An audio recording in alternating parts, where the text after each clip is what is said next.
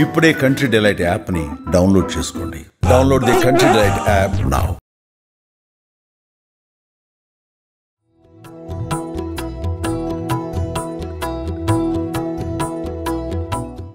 నమస్తే రమగారు. నమస్తే జయ. సుమన్ టీవీ ప్రేక్షకులందరికీ దసరా శుభాకాంక్షలు. మీకు కూడా రమగారు దసరా శుభాకాంక్షలు. సుమన్ టీవీ ప్రేక్షకులందరికీ దసరా శుభాకాంక్షలు. సో దసరా స్పెషల్గా మనము నైవేద్యాలన్నీ చేసి చూపిస్తా ఉన్నాం. ఇప్పుడు ఏం చేయబోతున్నాం రమగారు? గుడాన్నం చేద్దాం జయ. ఈ లలితా సహస్రనామంలో అమ్మవారికి ఇష్టమైన పదార్థాల్లో ప్రత్యేక నామం గుడాన్న ప్రీత మానస అని. దానికి ముందు రక్తవర్ణ, మాంసనిష్ట, గుడాన్న ప్రీత మానస ఈ నామాలు 3 వరుసగా కనపడతాయి. అమ్మవారు ఎర్రటి రంగు కలిగింది. మాంసనిష్ట, మానవ శరీరంలో ఉన్న మాంసంలో ఉన్న శక్తి అమ్మే. మాంసనిష్ట అందులో ఉంటుంది. మనకి కండ ఉండాలి కదా, కండ ఉంటేనే కదా మనిషి. అవునండి, కండ కలిగిన వాడే మనిషి. అవును. ఆ కండలో అంటే మాంసంలో అమ్మ కొలువై ఉంటుంది. మనకి శక్తి వచ్చేది ఆమె వల్లే. దాంట్లో తర్వాత పార్ట్ ఏం చెప్పారు? గుడాన్న ప్రీత మానస చెప్తారు. చాలా బలవంతవర్ధకమైన ఆహారాల్లో గుడాన్నం ఒకటి. మామూలుగా మనం చక్కెర పొంగలి, తర్వాత ఏమో పాయసం అవి చేస్తామా, అవి అరుగుదలకి రావంటారు. కొంత బాగా నెయ్యి, కొబ్బరి వేస్తాం దాంట్లో చక్కెర పొంగల్లో కదా ఒకటి. తర్వాత ఏమో పాయసంలో పాలు గీలు పోస్తాం. సాయంకాలం తింటే అరుగుదలకి రాదు. కానీ ఈ గుడాన్నంలో అమ్మవార్ల దేవాలయాల్లో ప్రత్యేకంగా అన్నం వండి దాని నిండా బెల్లం పోసి కుమ్ముతారు. బాగా కుమ్మేసి దాంట్లో సరిపడా నెయ్యి వేసి నివేదన చేస్తారు. సాధారణంగా అభిషేకం తర్వాత అమ్మవారికి గుడాన్న నివేదన జరుగుతుంది. చాలా దేవాలయాల్లో ఇది కనపడుతుంది. మనం కూడా ఈ ప్రత్యేకమైన ఈ 10 రోజుల్లో ఒకరోజు మనం గుడాన్నం పెట్టుకోవచ్చు. అయితే చాలా సింపుల్ ప్రాసెసే. ఎంత వండదలుచుకున్నామో ఆ గ్లాసెడ్ బియ్యము, ఆ గ్లాస్ కంటే కొద్దిగా ఎక్కువ బెల్లం, బియ్యం కన్నా ఎక్కువ బెల్లం, కొంచెం బెల్లం కొద్దిగా ఎక్కువ, కొద్దిగా ఒక చిన్న కప్పు నెయ్యి. మనం ఉడికేటప్పుడు నెయ్యి వేయాల్సిన అవసరం లేదు. బియ్యం శుభ్రంగా కడిగి ఒక 10 నిమిషాలు నానబెట్టండి, సులువుగా ఉడుకుతుంది. తర్వాత చక్కగా 1కి 3 నీళ్ళు పోసి పొయ్యి ఎక్కిచ్చేసేయటం. అన్నం ఉడుకు పట్టి బాగా మెత్తబడిన తర్వాత బెల్లం పోసేయాలి. దాంట్లో పోసేసి ఒక గరిటెతోటి కింద నుంచి పై దాకా కలిపేసి సన్నని మంట మీద మూత పెట్టి ఉడకనివ్వాలి. అంటే బెల్లంతో అన్నం ఉడుకుతుందన్నమాట. తర్వాత ఏముంది, దింపాక ఉడికిపోయినాక దింపి నెయ్యి వేసి కొంచెం ఏలక పొడి వేసి అమ్మవారికి నివేదన చేయటమే. చాలా సింపుల్ ఇది.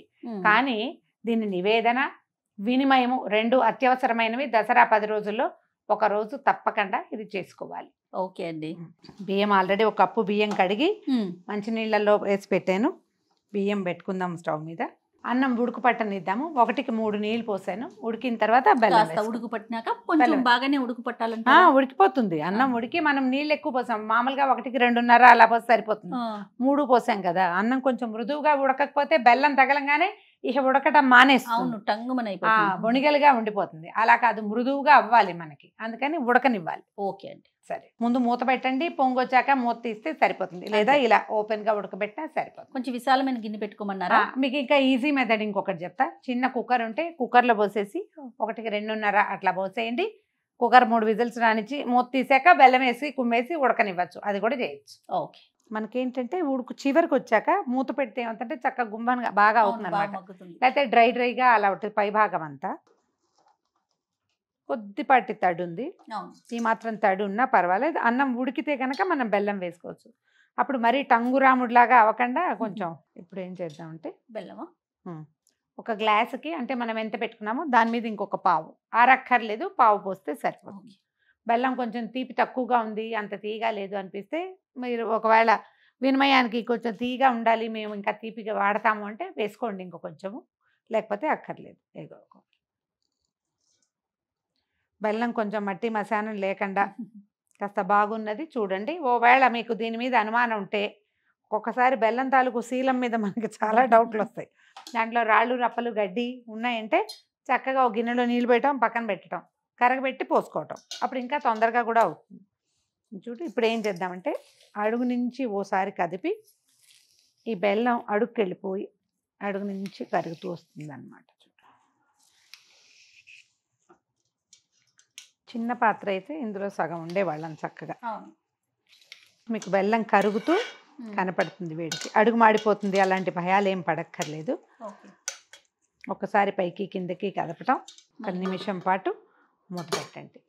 1 మినిట్కి ఒకసారి, నిమిషానికి ఒకసారి కొంచెం పైకి కిందకి కదుపుకోవాలి. ఓ. బెల్లం మొత్తం కరిగింది అని అనిపించగానే స్టవ్ ఆపేసుకోవటము, నెయ్యి తర్వాత ఏలకుల పొడి పెట్టుకోవటమే. చక్కగా వచ్చేసి బెల్లం అంతా కరిగిపోయింది, చక్కగా చెండులో వచ్చింది చూడు. మనం బియ్యానికి 3-3:30 అట్లా నీళ్ళు పోసుకుంటేనే మనకి ఇది వస్తుంది. ఇది కూడా మనకు 1 గంట అయ్యేసరికి టంగుగానే అవుతుంది. ఏలకాయల పొడి వేస్తాను, తర్వాత 1 స్పూను నెయ్యి వేసుకుందాం. మామూలుగా ధారాళంగా నెయ్యి వేస్తారు జయ, లేఖ్యంలాగా కనపడుతుంది. దేవాలయపు ఫీల్ వస్తాం బ్రహ్మాండంగా.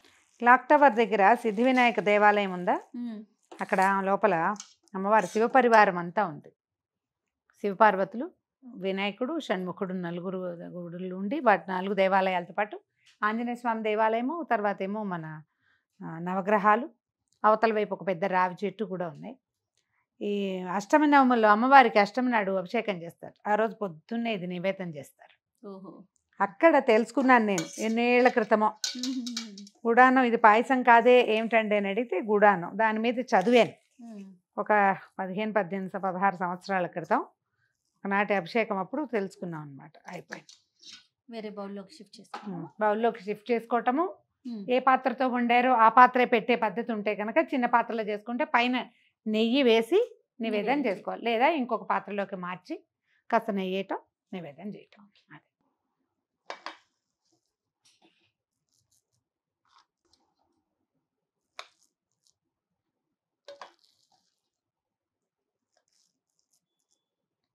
బెల్లం ఎంత మంచి రంగు గల బెల్లం అయితే అంత బాగుంది, మనకి ఇది రంగు చక్కగా వస్తుందన్నమాట.